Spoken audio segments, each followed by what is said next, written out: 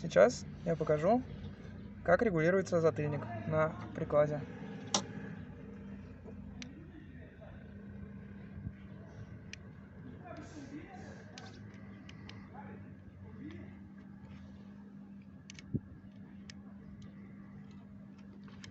После откручивания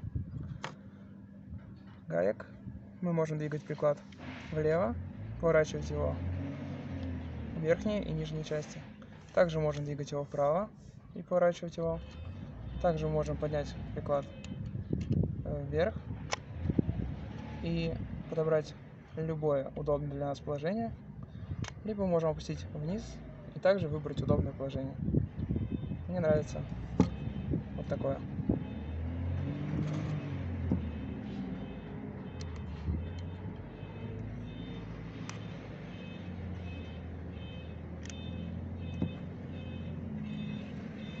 Прочно будет?